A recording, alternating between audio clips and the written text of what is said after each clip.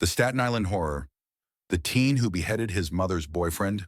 It was a quiet evening in Staten Island, the kind of night when the city hums softly and the streets are calm. But inside a modest two-story home, something unspeakable was about to unfold. A crime so horrifying that even the most seasoned detectives struggled to believe it. This is the story of 19-year-old Damien Hurstel, the teen who allegedly beheaded his mother's boyfriend and consumed part of his brain. Neighbors say Damien was a quiet boy, polite, withdrawn, and always kept to himself. He had recently dropped out of community college and spent most days at home with his mother, Clara Hurstel, and her boyfriend, Marcus Ellis. Marcus, a 41-year-old construction worker, had been living with the family for about a year. To outsiders, nothing seemed unusual. But behind those closed doors, arguments were becoming more frequent. According to police reports, Damien and Marcus had a tense relationship, filled with resentment, shouting matches, and accusations that Marcus was becoming too controlling. On the evening of October 10th, 2025, neighbors reported hearing what sounded like furniture being smashed, followed by a loud, chilling scream. Moments later, silence. When police arrived, they were met with a sight that even the most experienced officers called one of the most disturbing scenes in years.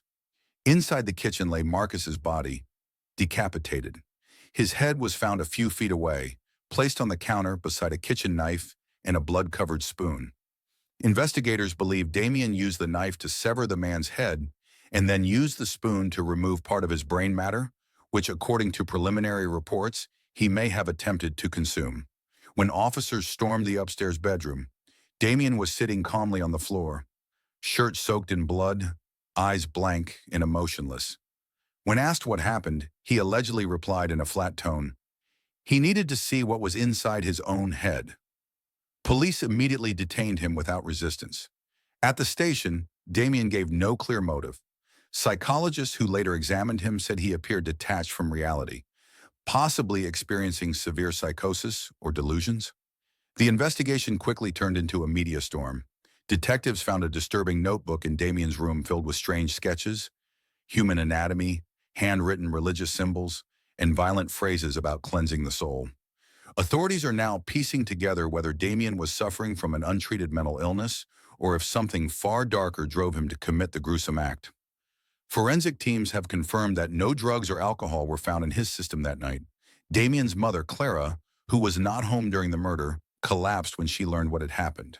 She is said to be in therapy and under police protection due to ongoing media attention. The Staten Island community remains in shock.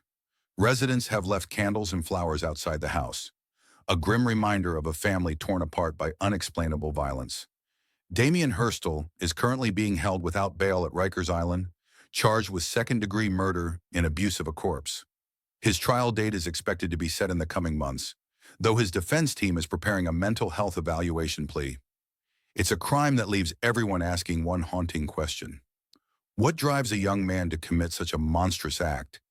Hatred, insanity, or something beyond human understanding? One thing is certain, that quiet Staten Island street will never be the same again.